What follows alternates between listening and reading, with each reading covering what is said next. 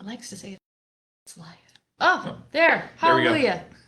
Now it's working. That only took a restart. We're live. Happy Friday, everybody. Thank you for joining us. My name is Beth Henchesmore, and this is Stephen Harrington. Okay, and you're joining us today for Finance Friday, where this show aims to help you grow, protect, and create your wealth. Amy is not in today. Good for Amy. I'm Amy today. So, yeah, no. So today we wanted to talk about scams, and it's a two-part reason of why we decided to talk about it. One, tax day being Wednesday, and you being an enrolled agent, I think it was helpful for people to hear. One of the scams that we hear about is people saying, oh, somebody calls and says, I'm calling from the IRS, and you need to do this, this, and this to avoid going to jail. So how is the IRS going to contact you? So I have experience with this You do. firsthand. You do. I know you do. About a year and a half ago, I received a letter in the mail from the IRS saying I owed this huge tax bill. I remember, yeah. And I thought it was a scam at first because first off, I received it by mail. I didn't get a phone call or anything.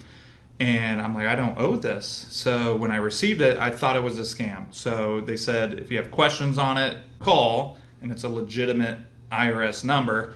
Called it, found out that it was real. I didn't owe it, after we determined it, but it was a real letter from the IRS. So most communication from the IRS, it's going to be written first. So phone call from someone saying they're the IRS, you've got tax due. If you don't do it right now, then you've got a warrant out for your arrest. Right. Don't believe it. So they won't reach out by phone. That's also my favorite. My husband is in law enforcement, and I can tell you when there's warrants, they don't call you. They just show up. That's a great point. We had this too, and this was a very good scam that came through. Somebody we know was called, and they said, we're calling from bank so-and-so, which was their bank. And they said, we want to verify some fraudulent charges to a child porn site. Mm. And what they said was, we need you to verify your account number. And could you repeat your account number to us? So they did it right. I mean, they had the right bank, told you something that was scary, because sometimes I get the text from my bank saying we want to verify charges, but I've had them call me before, so I can absolutely see where that was a good one. So because that could be scary, like if someone accuses you of something like that, then you're just like, oh my God, no. Right, no, I didn't do this. And so they were trying to, what they said to do was verify your account so you can go in and block the charges. So that was a good one. But don't, again, if you're worried about things like that, go ahead and say, I need your name, I need your number. You can hang up with them, and then you can always call back your regular bank, a number that you know and trust that you have, Right. and say, I received this call. So you do not have to respond immediately. We also I've seen it in Publix, where they have the signs by the gift cards. If you're being victim of please don't purchase gift cards to pay off debts or something like that. They have it above it. I've seen it. I'm like, ooh, that's a good point. So that's a big one. I think most people are, as far as the phishing emails, like if you get an email and it says to click, for the most part, people know not to click on that, but they're getting tricky with like their emails where it's coming from. It looks like it will say Microsoft, but then there'll be one letter kind of off a little bit. Correct. Right? So the T might be an L or just whatever. So then it looks like it's coming from Microsoft. And so people are, oh, this is legitimate. I'll click on this. So just be very careful with that. So if you're not expecting an email, then more than likely do not click on it. So that's a big one. One that even I might have fallen for, I think I told you about this the other day, was these scammers will send a gift to you. And they'll send a gift, like a bouquet of flowers or something, to your door. And it will have like a note on there, and it will say, if you want to know who this is from, scan this QR code. And people will be, oh, yeah, I want to know who this is from. So they'll scan their QR code. Then they get access to all the info on your phone, and that's the way they get in. So that was one that I could see a lot of people falling for. So do not scan something that you don't know is legitimate. I mean, the most important thing that we want you to take away from this is just take a moment and stop. Write down the information that you need to have written down, like who's calling, what company they're calling from, what they're saying. Call them back. And I promise you, I promise you, law enforcement is not calling you saying they have a warrant for your arrest. Nope. My dad was a cop. My husband's a cop. It's not how it works. And I would just trust your guts. Talk to people about it too, because Correct. a lot of people have experience and they'll be, oh yes, that's a scam. Yeah, because the person with the concern about the illicit activity or illegal activity, I remember speaking to them and saying, I can guarantee you the bank is not going to call. They're going to turn this over. Right. They'll turn that over. They're going to turn this over to law enforcement, and you're not going to get a courtesy call. Because, yeah. Should we talk about some financial scammers out there? Go ahead. I think we've mentioned it on here before, but we'll talk about it again. Was that about a year ago? We had Yeah, that's a sure person.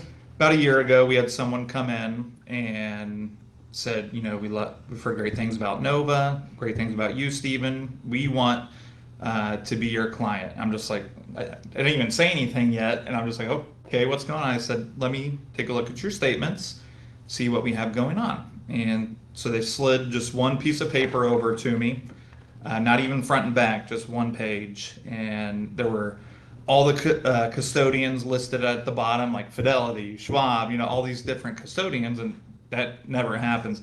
So I'm like, immediately I thought to myself, this doesn't feel right. And so I asked them who they thought their money was with, and they said Fidelity.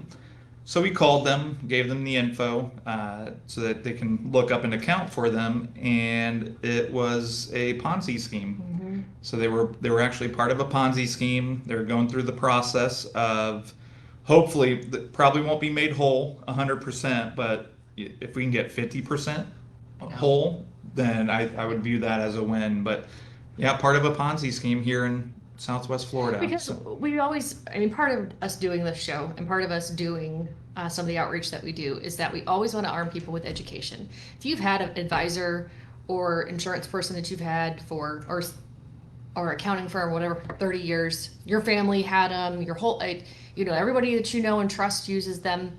We're not here to take business away from people who are doing right by you.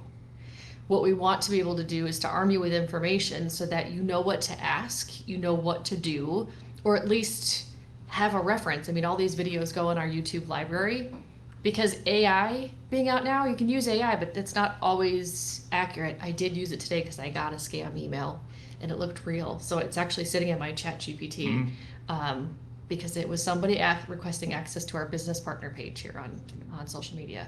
And I'm like, I didn't approve anybody. So I put it into ChatGPT saying, I don't think this is legitimate. Could you verify for me what this is? And I let that run, and then I came in here to start So this. you'll find out. I'll find out. I think it was a scam. Somebody requesting access to, and it's not going to happen. Sounds like it. Because then they could control Nova's social media, and no. I think part of it, as far as people kind of falling for these scams, is it's not that life is so busy that as things come through the email, you're trying to clear emails and do this or a phone call, and you're so busy, and then when you get hit with something like this, you're just like, oh my God, I got to take care of this real quick. And your emotions really well. For sure. Really well. When I get the scam calls from like overseas, like I try to stay on with them as long as I can, just to mess with them, so that way they're not calling other people. You should see if they'll FaceTime so you can show them Yeah. your animals that you have at your house. And also what got me started on this, and I've been like a dog on a bone all week. Beth has over been this. mad. I have to be honest, it takes a lot for me to get that far because everything in life is a small thing. I've talked about this before, but 10 years ago, I was in Target with my kids who are 6 and 4 being told I have cancer. Nothing after that really kind of phases me. Right. Honestly, that was... Life's too short. And that was... I don't even remember being upset. in line. I just remember being like, oh, well, this stinks. I now have to deal with this. It was one of those moments. So it takes a lot for me to get upset. But I've also mentioned on here that my mother-in-law had passed away last year. It was my first day back at Nova. It's a previous Finance Friday, if you guys want to watch it. And it was my first day back, and I'm talking to my husband about great day, and then we get a call from the deputies saying that they had found my mother-in-law. And one of the reasons they called deputies, my husband is a deputy, and so is his brother. So it was kind of a, okay, next of kin notification that they came to see us because it was a different county from where we live. I digress. So she didn't have anything set up in the way of an estate plan. So her two kids were trying to figure out where everything is so they could handle it. And they went to their CPA, her CPA. They found information on her CPA, and they went and just basically asked some questions. They didn't sign anything. They weren't told anything as far as like she signed a retainer, nothing. All they said was she's passed away, and we're trying to find out information. So I got a letter in the mail, and I'm not going to hold up everything because I don't want super sleuths to figure out who these people are. We should do it. I'm not going to do that as much as I would like to. But this is part of the thing that they sent, and the highlighted part down here says, we will continue to provide you with these services for all future years proceeding forward unless requested by you to discontinue. Now that makes sense. If you're in alive. business, that if you don't want to retain them, they probably need to know that they shouldn't be doing the tax return. Makes complete sense. However, she passed away. So am I contacting her by seance or Ouija board? Not really sure which one I'm supposed to contact her on to let her know, to let them know. So they sent me this thing that she signed with an invoice for conference because person is deceased. Overview issues, $390. I'm sorry, what? Sorry, what? So I called them to say, how was I supposed to know we hired you? Because we, the estate, did not hire you. She hired you. We did not. And anything against her estate, there was a time we had to post it and everything else. So I bring this back to why an estate plan is so important and having people to help you execute that so things like this didn't happen. But I've given this person an opportunity to correct it. I don't think they're going to, because I said to even the person I spoke to, it took me several days to even call you because I was so upset. Not to mention, it was tax day. So I didn't think that was really nice if I'm upset, one, to call, and two, to call on tax day. That's just not cool. So I said, I want an apology. You know, we did not retain you. Nobody did. She did. She passed away. I would think. You would think they'd have like a trusted contact or someone on the relationship. Even if, when you go in and you say so and so's passed away, the contract doesn't exist anymore. Mm-hmm.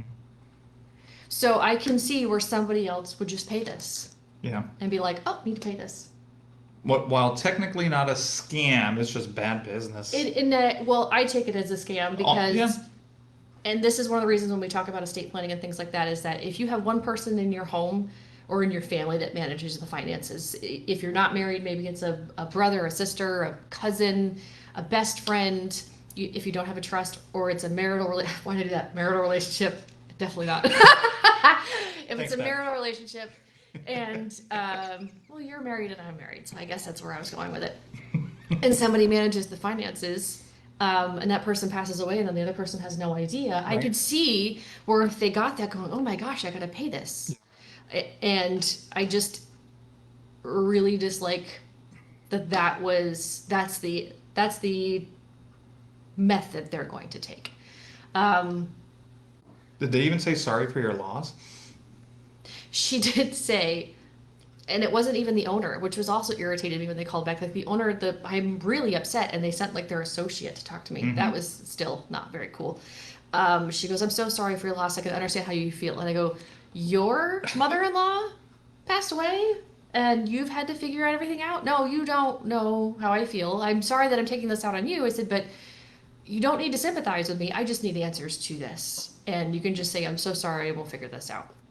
And I did tell her that I was sorry, I was so upset, and I was not trying to take this out on her, but I was upset. This also came Go ahead, sorry. Oh, no, you're fine. The same time that my husband got something in the mail for unclaimed property. Oh. So, if you send this back, this attorney will help you get your unclaimed property in Florida. Well, you don't have to do that. I think it's in every state. There's an unclaimed property website that's, I think, ran by the state, and you can go in and submit for it and get it sent. So I think it's did called that. like Florida Treasure Hunt. Florida Treasure Hunt, and he had money, and so did I. So I hadn't checked it in a while. I think I checked it a couple years ago. I just sent my packet in to get mine. Did you? Yeah. Okay, so you don't need an attorney necessarily to do that because they're going to take a portion of it. Big portion. But I have to tell you, one of the reasons I opened the thing, her envelope was pink. Bright pink. I thought that was the coolest marketing thing ever. Like, that's a way to get something opened. Not a scam, but just a way for you don't have to pay unnecessary fees. I'm sorry. I'm really controlling this shit today.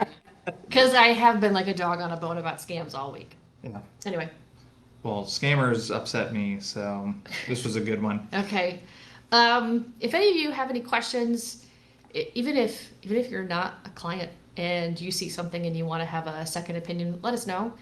You can always send us a message at info@novawealthmanagement.com. I don't know why when Jim and Amy were starting this company, they made our emails all spelled out, but they did.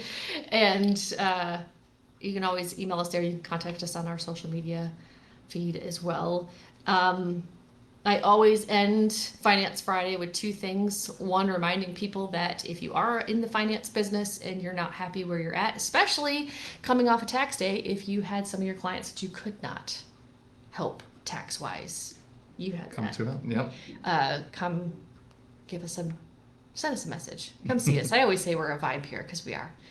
And second part is we wear red every Friday to remember everyone deployed. Red. Remember everyone deployed.